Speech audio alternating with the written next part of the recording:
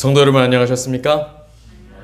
네, 우리 성도님들 가정마다 뭐 답답하고 또 뭐 이 코로나 사태가 진정이 안 되니까 뭐 여러 가지 다른 일도 좀 안 되는 것처럼 이렇게 느껴지실 때가 종종 있으실 것 같은데 뭐 제가 좀 그런 것 같습니다만, 아무튼 하나님의 위로가 여러분에게 함께 하시기를 간절히 바랍니다.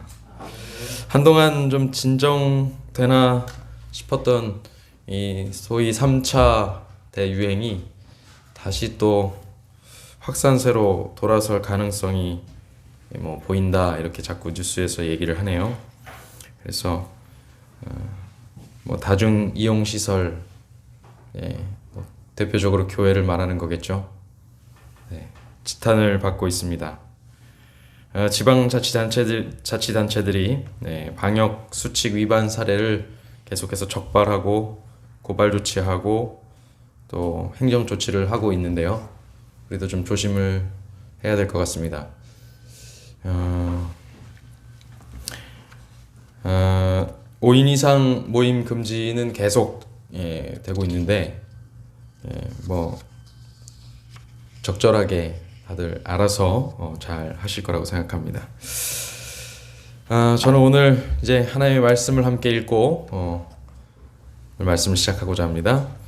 함께 교독했던 그 말씀입니다. 너는 알지 못하였느냐, 듣지 못하였느냐, 영원하신 하나님 여호와 땅 끝까지 창조하신 이는 피곤하지 않으시며 곤비하지 않으시며 명철이 한이 없으시며 피곤한 자에게는 능력을 주시며 무능한 자에게는 힘을 더하시나니 소년이라도 피곤하며 곤비하며 장정이라도 넘어지며 쓰러지되 오직 여호와를 앙망하는 자는 새 힘을 얻으리니 독수리가 날개치며 올라감 같을 것이요 다른 박질하여도 곤비하지 아니하겠고 걸어가도 피곤하지 아니하리로다. 아멘. 네, 제가 요즘 달리기를 하고 있지 않습니까? 달리면 다른 박질하면 곤비합니다. 걸어가면 피곤하죠. 많이 걸으면 피곤합니다. 그래서 너무 오래 서 있거나 걷는 분들은 계속 다리를 두들깁니다. 아이고 다리야, 아이고 다리야. 정말 하나님만 바라보면 우리는 지치지 않고 곤비하지 않고 피곤하지 않을까요?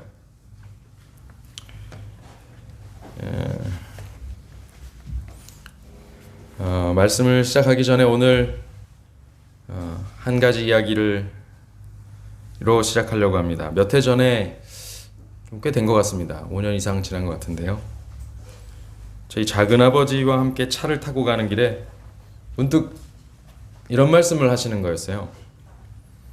아마도 제가 이제 그 대화가 제가 자주 찾아뵙지 못해서 죄송해요. 뭐 이런 얘기들을 이제 하고 있었던 것 같습니다. 그런 말씀을 드리던 그 말 끝에 그냥 툭 하고 작은아버지께서 이렇게 말씀을 하셨어요. 잘 컸지 너는. 늠름하게 잘 컸어.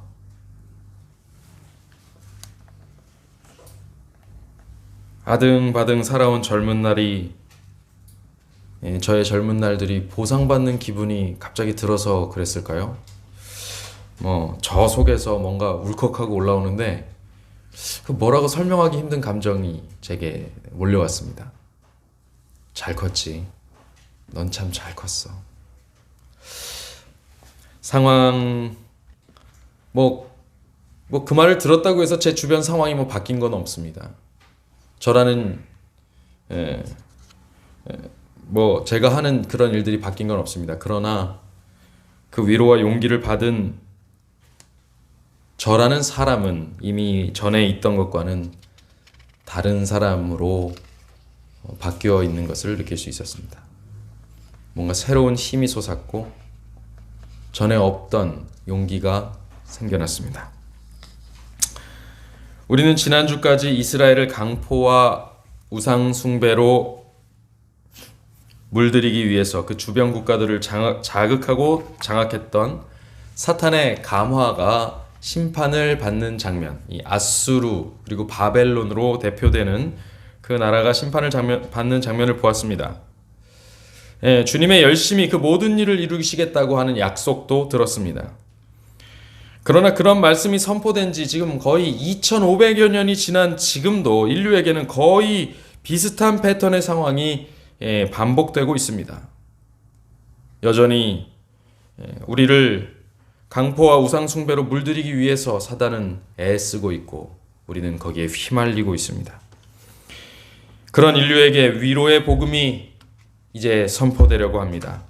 오늘은 내 백성을 위로하라 라는 우리 이사야서의 주제를 가지고 위로받은 위로자라는 제목으로 우리가 함께 은혜를 나눠보고자 합니다. 그 위로의 내용은 무엇이냐? 바로 이것입니다. 징벌이 끝났다는 것입니다. 너희 하나님이 이르시되 너희는 위로하라, 내 백성을 위로하라. 그들에게 외치라. 그 노역의 때가 끝났고 그 죄악의 사함을 받았느니라. 그 모든 죄로 말미암아 그 벌을 받던 것이 3배나 벌을 받았는데 이제는 그칠 것이다 라고 말하는 것입니다. 여기 3배나라는 말이 빠졌네요. 여러분이 잘 아시죠? 아수르, 이스라엘을 그 노역과 공포로 몰아갔던 아수르. 그 나라는 이사야 시대에 전반에 걸쳐서 유대를 괴롭혔습니다. 그 전에 그 부근에 또 그 위에 북방 이스라엘은 멸망을 했어요. 싹 그냥 흔적도 남지 않고 다 흩어지게 만들었습니다. 이사야서의 전반부에는 거의 한 43번 정도가 야스루라는 단어가 등장합니다. 얼마나 많은 영향력을 끼치는 나라였는지를 알 수 있게 됩니다. 북방 이스라엘을 짓밟고 흩은 그 얼마 후에 다시 유대를 침공한 아수르는 그러나 한 천사에 의해서 완전히 하룻밤 사이에 전멸에 가까운 타격을 입고 돌아가게 됩니다. 그리고 그것을 계기로 세력이 급격하게 약화되어서 하락의 길을 걷게 되죠. 그리고 그 권력의 빈틈, 그 대제국이 약화된 그 틈을 타고 그 옆에 있던 바벨론이 급부상하게 됩니다. 그래서 이제 바벨론이 등장하죠. 주로 이 바벨론 시대는 바벨론이 장악하던 시대는 주도권을 세계 그 정권을 제패하고 있던 이 시대는 이사야가 활동하던 시대가 아닙니다. 이사야 다음 시대입니다. 이사야는 BC 700년대 중반 사람이고 바벨론이 가장 흥성하던 때 느부갓네살을 비롯해서 그 앞뒤로 있던 그 시대는 BC 500년도 중반 후반 때입니다. 그러니까 거의 200년의 차이가 나요. 그런데 특별히 이 바벨론으로부터의 회복에 대한 언급, 이것을 이사야가 하고 있죠. 그리고 오늘 제가 이제 잠시 후 볼 말씀에는 그 바벨론으로부터 회복될 때에 어떤 일이 있을 것인가, 그리고 그것을 주도하는 인물이 누군가에 대해서도 말을 듣게 됩니다. 고레스에 대하여는 이르기를 내 목자라. 그가 나의 모든 기쁨을 성취하리라. 예루살렘에 대하여는 중건되리라. 성전에 대하여는 내 기초가 놓여지리라. 이렇게 얘기하는 자라.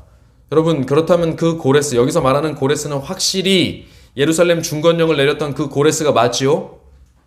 맞습니다. 근데 이 고레스는요, 바벨론이 흥성하던 시기도 지난 다음의 사람입니다. 여호와께서 그의 기름 부음 받은 고레스에게 여러분, 여호와께서 그에게 기름을 부으셨다는 표현을 해요. 그리고 저 마지막으로 내려가서 그의 모든 길을 곧게 하리니 그가 나의 성읍을 건축할 것이며 사로잡힌 내 백성을 값이나 가품이 없이 놓으리라. 네, 이스라엘 백성들, 유다 백성들이 복귀하는 일을 누가 지금 주도한다는 거예요? 이 고레스라는 인물이 주도한다고 말씀하시는 것입니다. 근데 다시 한번 말씀드립니다만, 이사야 시대에는 고레스라는 인물은 나지도 않았고 존재하지도 않았고, 그때는 아직 바벨론도 흥성하지 않았을 때고, 바벨론을 잡기 위해서 페르시아는 더 등장하지 않았을 때입니다. 페르시아는 아주 약소한 국가였고요. 그나마 조금 힘이 있다 그러면 메데가 조금 힘이 있었어요. 그러나 여전히 바벨론의 그 위세에 눌려서 힘을 못 쓰던 그런 나라였죠.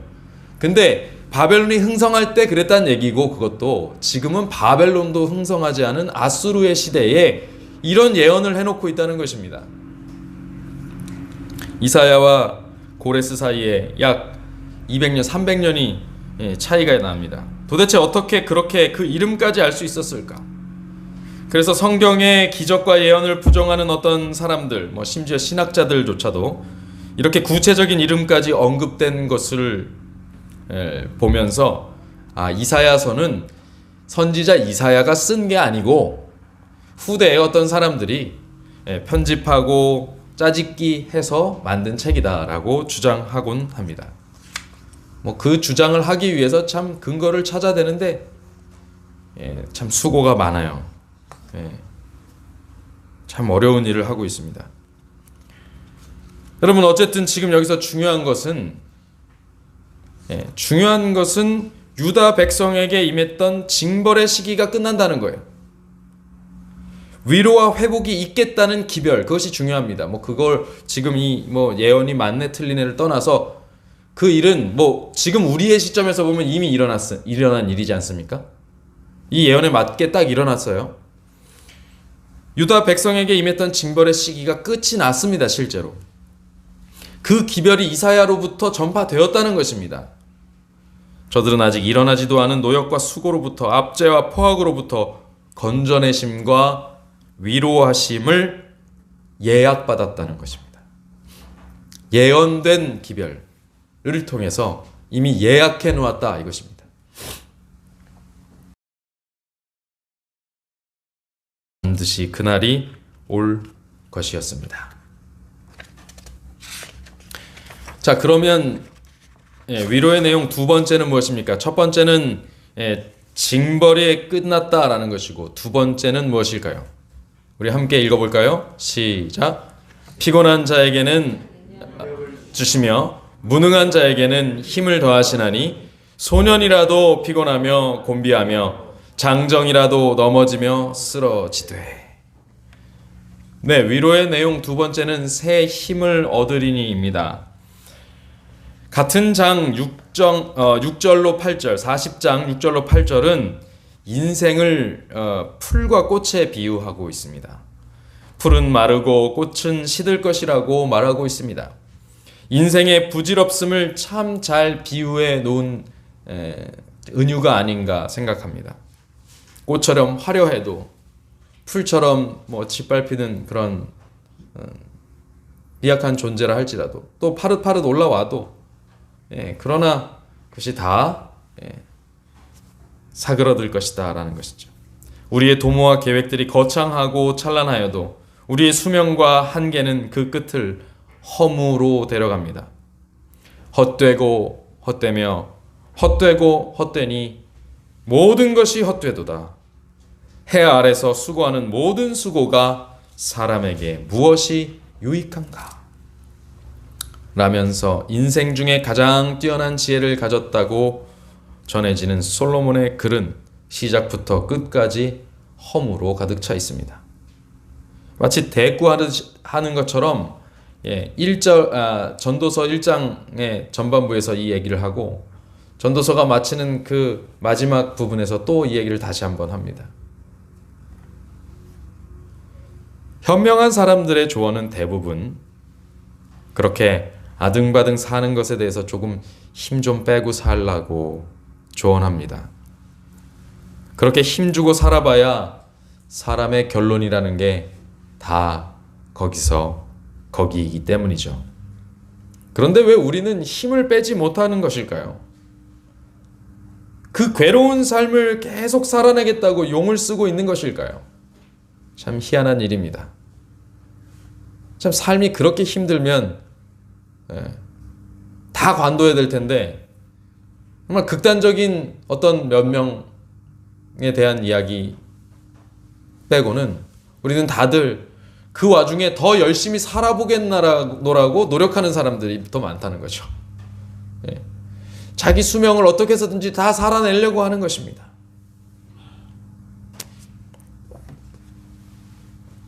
참 신기한 일이죠. 저는 오늘 이 이야기를 여러분과 함께 나누고자 합니다.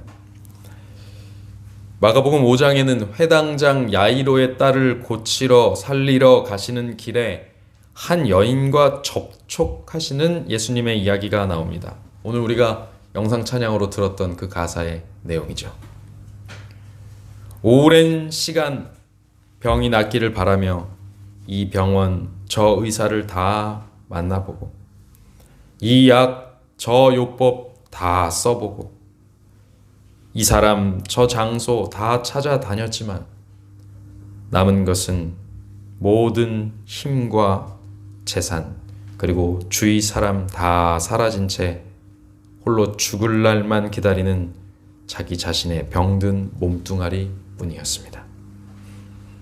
그때 그녀에게 들려온 예수님에 대한 소식, 참 신기한 일입니다.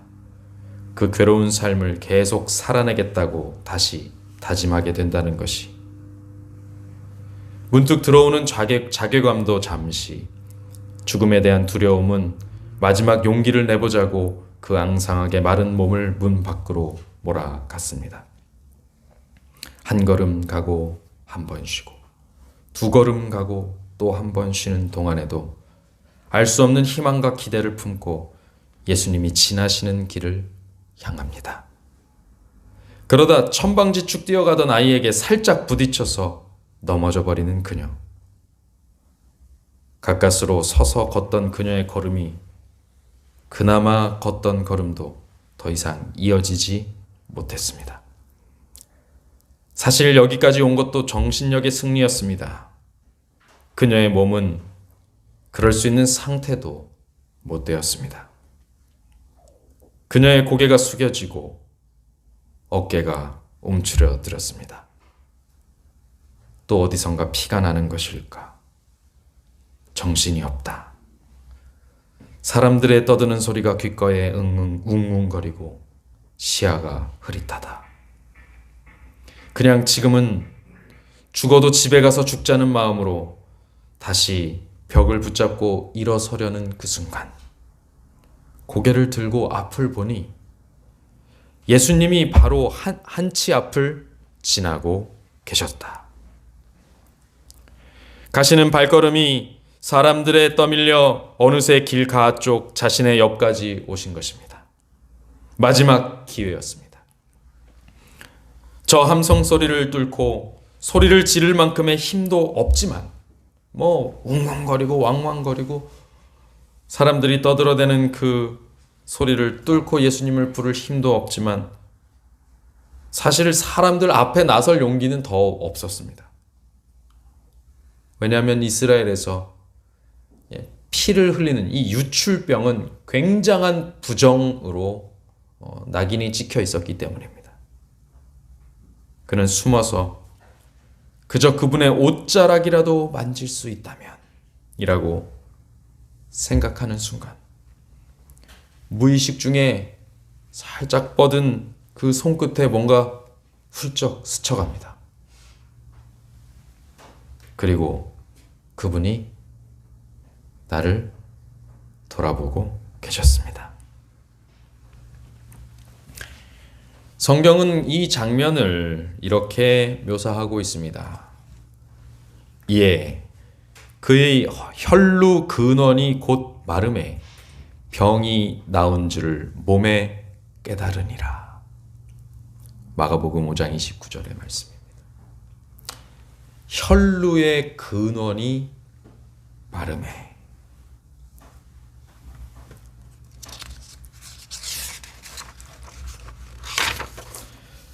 그녀의 고통의 시간이 끝나고 그 병이 사라진 것을 두고서 마가는 근원이 말랐다고 표현합니다. 병증의 원인이 해결된 것입니다. 단순히 증세만 호전된 것이 아니었습니다. 죽음을 향해 가던 그녀의 잿빛 얼굴에 홍조가 떠올랐습니다. 당황스러운 가운데서 이게 몸이 회복된 것이 느껴지는데 이 당황스러운 가운데서 들려오는 예수님의 무심한 듯한 말에 누가 내 몸을 만졌느냐? 그 말에 몸에 긴장감이 들어오는데 이 긴장감이 들면서 몸에 힘이 들어가는 것도 또 서둘러서 그 앞에 엎드리면서 입을 여는 목소리에 담긴 이 힘찬 호흡도 이것도 너무 신기하고 너무 새로웠습니다. 이제 겨우 살아났는데 사람들의 주목에 너무 주목이 돼가지고 숨이 막혀 죽을 것 같다고 생각하는 자신이 너무 우습게 느껴졌습니다. 그러나 그것은 시작이었습니다. 그녀의 병이 나은 것은, 그 병의 근원이 마른 것은 그녀가 앞으로 받아 누리게 될 복음과 구원에 비하면 빙산의 일각이었습니다. 많은 사람들이 이 세상에서 건강하고 회복하고 화목하고 부요하고 안녕하기를 바랍니다. 그리고 많은 경우 고통과 피로 가운데서 사는 우리를 불쌍히 여기시는 하나님께서는 또 우리의 그런 바람에 대해서, 기도에 대해서 응답하시고 그런 소원을 들어주시기도 합니다. 그러나 그것은 우리가 얻을 영원한 것에 비하면 정말 맛보기에 불과할 뿐입니다. 하나님께서는 우리가 어떤 맛보기에 그치기를 원하지 않으십니다. 잠깐 병증의 원인이 마르고 가난의 원인이 해결되고 불행의 원인이 풀어지는 것이 끝이 아닙니다. 그러다 죽고 다시 돌아오지 못하는 멸망으로 가는 것이, 이것이 하나님의 원하시는 것이 아닙니다. 그분은 우리의 죄악의 근원이 마르게 되기를 간절히 원하십니다. 그리고 그 일을 자신의 희생으로 이루셨습니다. 그 능력이, 우리를 살리시는 능력이, 우리를 회복시키시는 능력이 그분 안에 가득합니다. 우리가 그분의 옷자락을 만져서 얻을 것은 그러므로 증상의 호전이 아닙니다. 그분은 우리가 가진 죄악의 근원적 해결을 원하고 계십니다.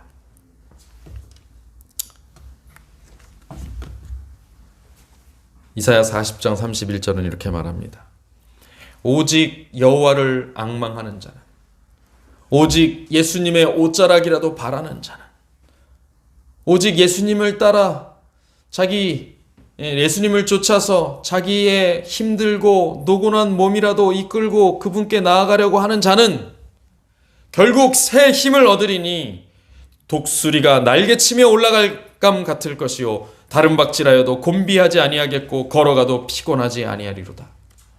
여러분, 이것은 단순히 어떤 육체적 증상이 호전되는 이야기가 아닙니다. 이것은 우리의 영적 상태가 변화되는 이야기입니다.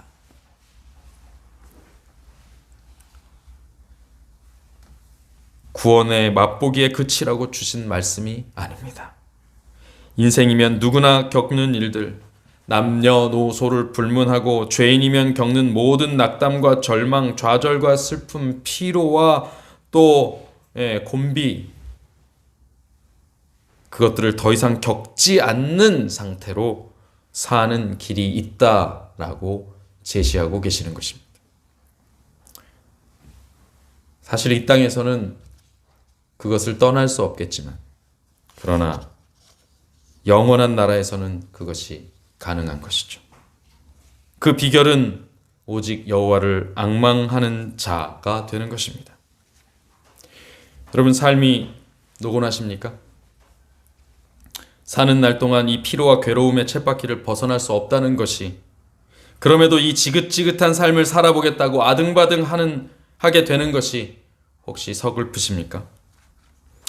한 돈 1,000만 원만 어디서 떨어졌으면 좋겠다 생각하십니까? 요 고질병 요것만 나으면 좋겠다 생각하십니까? 다 필요 없고 내 자식만 좀 잘 되면 좋겠다 생각하십니까? 우리 가정 화목하기만 하면 소원이 없겠다 생각하십니까? 혹은 돌이킬 수 없는 내 과거의 그 기억만 좀 지우면 좋겠다 생각하십니까? 아닙니다. 우리가 바랄 것은 그것이 아닙니다. 우리가 진짜 바랄 것은 그 근원을 치유하시는 여호와십니다. 오직 그분과 그분의 뜻을 바라보는 삶을 살아가게 되시기를 바랍니다. 오늘 그것이 이 죄된 몸을 이끌고 우리가 이 삶을 연명하고 있는 이유입니다. 우리가 이거 좀 연명하면서 살다 한 살이 하고 그냥 가려고 여기 지금 이렇게 아등바등 하는 게 아니에요. 아등바등 하시게 만들어 놓은 이유가 그게 아닙니다. 어떻게 해서든 가까스로든 여호와를 앙망하는 사람으로, 그런 존재로 바뀌게 하시기 위함입니다. 그것이 우리의 삶을 연명시키시는 그분의 목적입니다. 그런데 오늘 우리가 나눌 이야기의 결론은 그것이 아닙니다. 여호와께만 근본적 희망이 있다는 것은 사실 우리 모두가 잘 알고 있는 이야기고 기정사실입니다. 그런데 문제는 그 희망이 우리 사이에 잘 풍성하게 이렇게 경험되어지지 않고 있다는 것입니다. 왜 그럴까요? 왜 우리는 그 희망에 가득 찬 모습으로 살지 못할까요? 왜 우리 가운데는 이렇게 위로가 풍성하지 않을까요? 충만하지 않을까요? 왜 그럴까요? 제가 제 자신을 보면 제가 제일 힘들어서 그렇습니다. 제가 제일 아파요. 옆 사람이 암에 걸렸어도 제가 감기 걸린 게 더 아프고, 옆 사람이 몇 천만 원 손해를 봤다 그래도 내 수중에 몇 천 원 손해보는 게 그게 더 아까워요. 내가 제일 힘들어서 그렇습니다. 여러분, 이것이 문제. 이 문제를 어떻게 해결하면 좋을까요? 여러분과 함께 이 선수에 대한 이야기를 잠깐 보겠습니다. 총망받던 MLB가 어디예요? 메이저리그. 메이저리그입니다. 거기에 다니엘 바드라는 선수가 있습니다. 본토 발음으로 다니엘 바드. 돌연 은퇴를 합니다. 총망받던 선수가 돌연 은퇴를. 그리고 나서 7년 뒤에 또 불현듯 복귀를 했는데, 이 사람의 사연이 어떤지 우리 잠시 알아보겠습니다. 제가 지금 혼자서 이 영상을 컨트롤해야 돼서 조금 시간차가 있습니다. 여러분 양지해 주시기 바랍니다.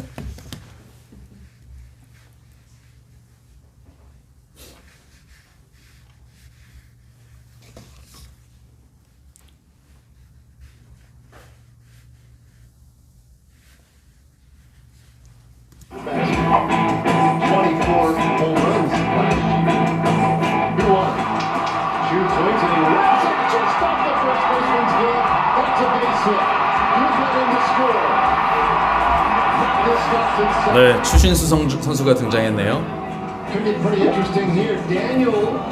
중요한 승부처에서 한 선수가 등장합니다. 그런데 가만히 보니 반가운 얼굴이에요.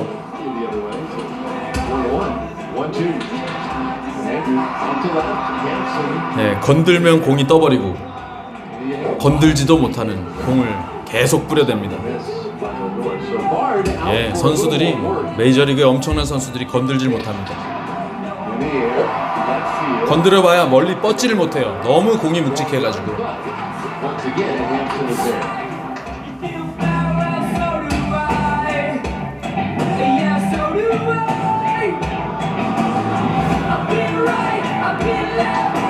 그는 7년 만에 복귀한 다니엘 바드였습니다.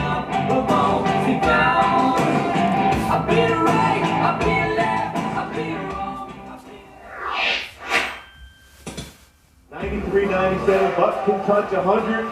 Got a slider and a changeup. 3 straight fastballs at the plate. Breaking ball rolled to shortstop. Morrow cuts in front of Rico and knocked me down. All the demons creeping in. Another one trade shots with my ego. He didn't even step to third. That's fine. It's a block, no score. Speaking of, that's uncool right there. He did not step to third. Abbreviated. Cannot argue a box announce. I understand the ducks. And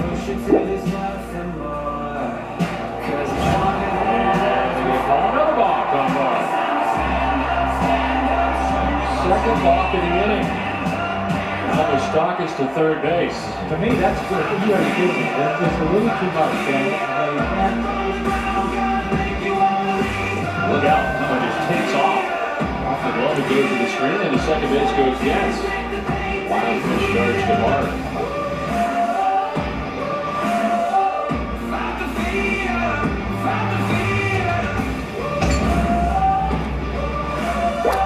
스티브 블레스 증후군이라고 하는 정신적 질병에 빠져버린 것입니다. 결국 그것을 극복하지 못하고 데뷔한 지 얼마 되지 않아서 은퇴를 선언하고 말았죠. 그런데 그는 은퇴 후에 자신의 경험을 바탕으로 애리조나 팀의 멘탈 코치로 활동하게 됩니다. 그러면서 다른 이들을 고치고 위로하려다가 자신이 회복되는 경험을 하게 된 것입니다.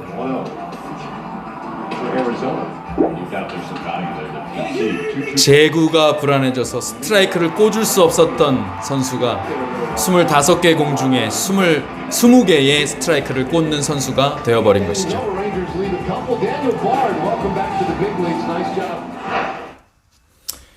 네, 이런 선수가 되어버렸습니다.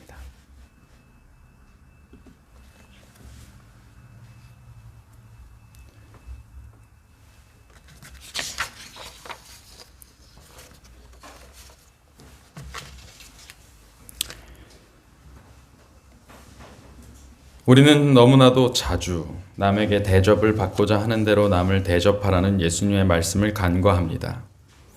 우리는 스스로 우리가 하늘 시민이라고 말하면서 저 황금률의 말씀이 죄의 근본이 마른 하나님 나라에서도 지켜질 영원한 율법이라는 사실을 잊고 살아갑니다. 한 번의 위로도 치유도 받은 적이 없는 사람처럼, 죽은 것처럼, 죽을 것처럼, 세상 시민처럼 계속해서 살아갑니다. 그러나 저 황금률, 누구든지 남에게 대접을 받고자 하는 대로 너희도 남을 대접하라고 말씀하시는 이 말씀은 영원한 율법입니다.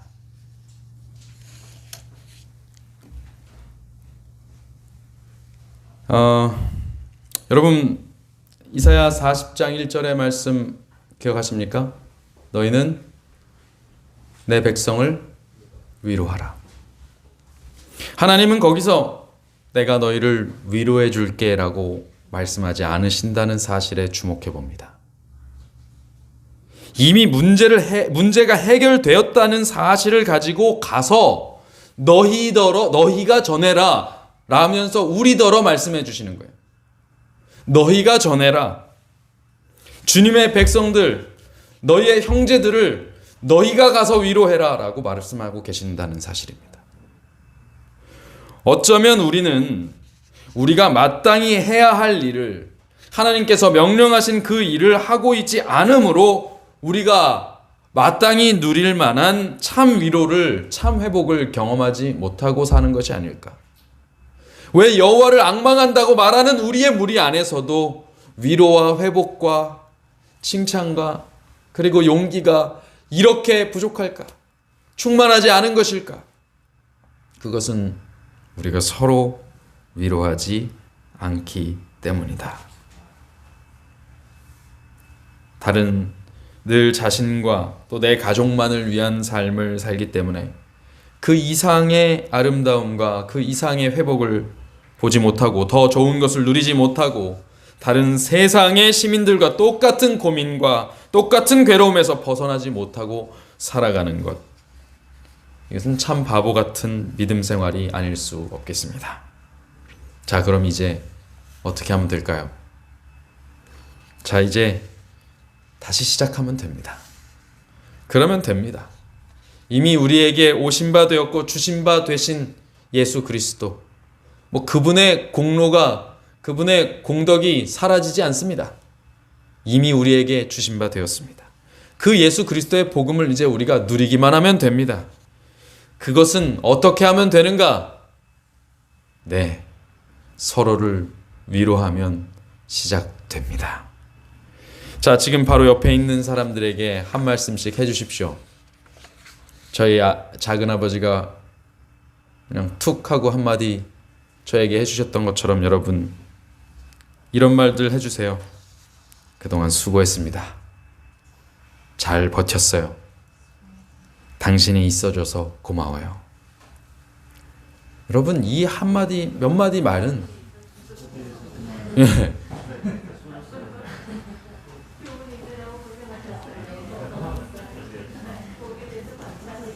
여러분, 그 말씀하셨으니까 5억씩 내십시오 라고 누가 얘기하지 않습니다. 돈이 드는 내용이 아니에요. 이런 말 한마디 누구나 쉽게 할 수 있는데 그동안 그렇게 못했던 말입니다. 여러분, 그 말 그냥 하라 그래서 했는데도 기분 좋으시죠? 네. 여러분, 마음속에서 한번 용기 내서 누가 시키지 않을 때 해보십시오. 얼마나 충만한 감정이 여러분들을 사로잡게 될지 기대해 봅니다. 그 말 속에 사실 하나님이라는 단어는 들어있지 않아요. 예수님이라는 단어도 들어있지 않습니다. 그럼에도 불구하고 이 말들 속에는 하나님이 함께 계셔서 우리를 위로하고 회복시키신다는 사실을 믿게 될 것입니다. 그리고 많은 이들에게 우리가 그런 예수님 말씀 한마디 안 전하고 하나님 섭리 하나도 말하지 않았는데도 어느새 우리를 따라서 성전으로 또 말씀으로 예배로 나오는 우리 주변의 많은 사람들을 또 발견할 수 있게 될 것입니다. 자, 오늘 그 같은 사실로 위로받고 함께 힘내시기를 원하는, 용기 얻기를 원하는 우리 모든 성도님들 다 같이 일어나셔서 주 날개 및 527장 찬미 부르시면서 오늘 예배를 마치겠습니다.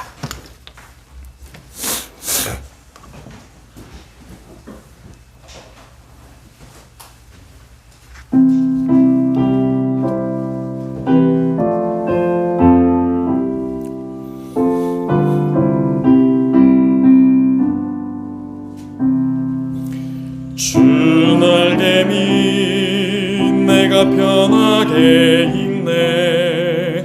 비바람 거세고 어두워도 주께서 나를 잘 지킬 줄 아니 겁없이 평안히 거하리라. 주 날개 밑 즐겁도다. 그 사랑 끈을 짜뉘뇨. 주 날개 밑 내 편히 쉬며 영원히 거하겠네. 주 날개 밑 나의 피난처 되니 거기서 쉬기를 원하노라. 내 슬픔 잊을 세상에 없되 주 안에 안위함 얻으리라. 주 날개 밑 그 사랑 끊을 자뉘뇨. 주 날개 밑내 편히 쉬며 영원히 거하겠네. 주 날개 밑 귀한 일하기 있네. 생전에 걱정 다 지나도록 그곳에 숨어 돌보심을 받고 주 안에 거하여 쉬리로다. 주 날개 밑 즐겁도다. 그 사랑 끊을 자뉘뇨. 주 날개 밑 내 편히 쉬며 영원히 거하겠네.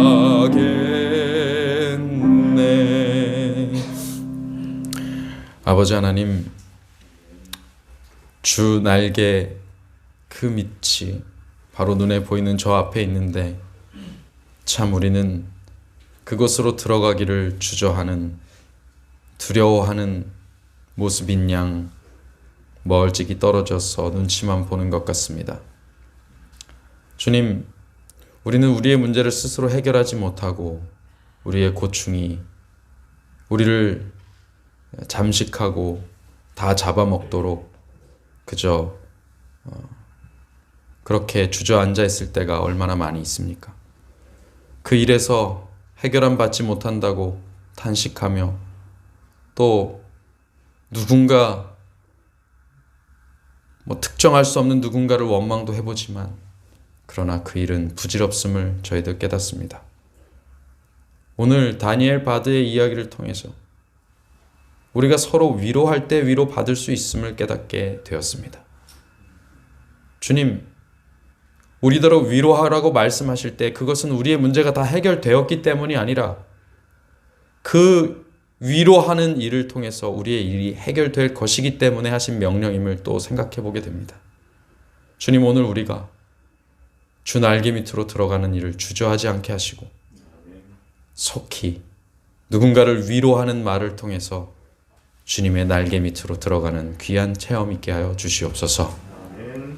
주님, 오늘 그 일을 위해서 우리에게 이 말씀 주셨음을 믿을 때 이제 문 밖으로 나가 세상을 대하고 가족을 대하고 친구를 대하고 우리의 직장을 대하고 불특정 다수를 대할 때 그들에게 불현듯 위로를 안겨줄 수 있는 사람으로 살아가게 하여 주시옵소서.